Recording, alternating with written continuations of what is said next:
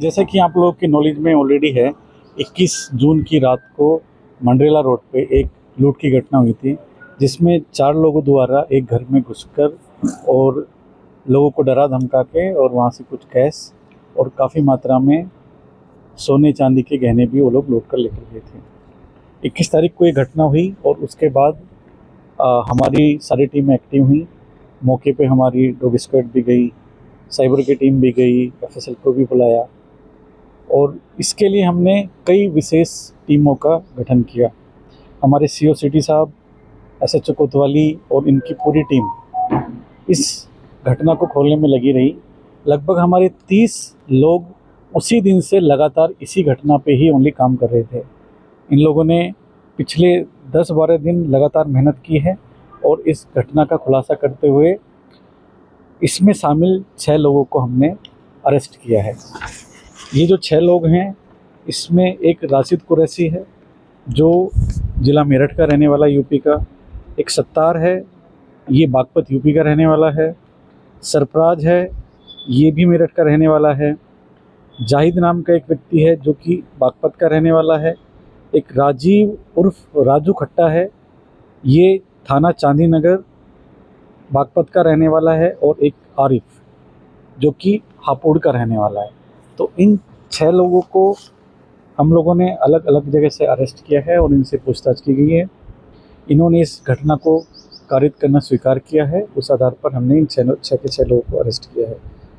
इस दौरान जो हमारी ये जो टीमें थी, इन्होंने बहुत बड़ी संख्या में कैमरे देखे। झुंझुनू के बाहर भी इन्होंने कम से कम 200-300 कैमरों का सीसीटीवी फुटेज का एनालिसिस किया।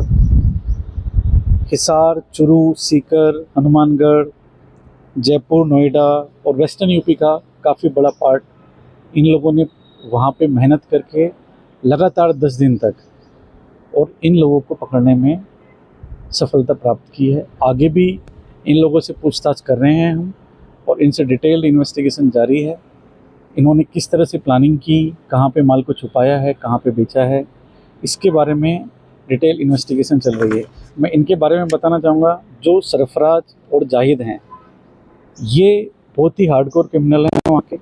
जाहिद के हमें अब तक 16 मुकदमे संज्ञान में होना आया है और ये 16 जो मुकदमे हैं इसी तरह की घटनाओं के, लूट के, चोरी के, डकैती के, इस टाइप का ये आदतन अपराधी है। और जो सरफराज है वो भी इस तरह का अपराधी है। इसमें जो आरिफ नाम का व्यक्ति हमने पकड़ा है, वो यहाँ पे पहले रहा है, कुछ कबाड़ी वगैरह का यहाँ पे काम करता था। तो उसने यहाँ की सारी चीज़ें, इन्फॉर्मेशन सारी इकट्ठा करके और जाहिद और सरफराज के साथ मिलकर प्लानिंग की और फिर 21 तारीख को इस घटना को इन्होंने अंजाम दिया। देखिए, जो आरिफ है वो यहाँ पे काफ़ी दिन से रह रहा था, यहाँ पे कबाड़ी का काम करता था, कुछ पुराने मोबाइल खरीदने बेचने का काम करता था, तो उसको यहाँ पे की पूरी जानकारी थी। तो आरिफ को क्योंकि यहाँ का पता था, तो आरिफ भी वहीं का, इनके पास के रहने वाला है, यूपी का ही रहने वाला है। तो उसने जाहिद के साथ मिलकर और सरफराज के साथ मिलकर पूरी प्लानिंग की और फिर कुछ लोग गाड़ी से यहाँ पे आए, रेकी की, और कुछ लोग इनकी हेल्प करने के लिए हाईवे के पास भी थे। तो घटना के बाद ये निकले और सारे लोग निकल के फिर अलग अलग जगह जाके छुप गए, जहाँ से हमारी टीमों ने इनको फिर पकड़ा। लूट का कुछ भी माल बरामद नहीं हुआ था? अब हम उसी बारे में हमारी अब इन्वेस्टिगेशन जारी है। सिलाट किस तरीके से?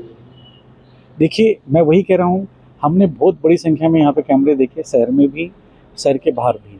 तो मेनली हमें जो लीड मिली वो कैमरों के थ्रू। सर, उसी घर को टारगेट करने के पीछे इनका क्या उद्देश्य है? क्योंकि देखिए, आरिफ वहाँ का उसका आना जाना था, आसपास से वो लोग को जानता था, आसपास वो कबाड़ी का काम करता था, तो उसके घर के बारे में उसको जानकारी थी, इस वजह से उन्होंने उसको घर को हथियार भी थे, ड्राइवर धमकाया गया। ये देखो, जैसे उन्होंने बताया भी था कि हमें हथियार दिखाए थे। अब इस संबंध में हम इनसे भी डिटेल में पूछताछ करेंगे। क्या मैसेज युवाओं को रहेगा कि इस तरीके की घटनाएं अगर करेंगे तो देखिए, कोई भी अपराधी कोई भी घटना करके बच नहीं सकता है।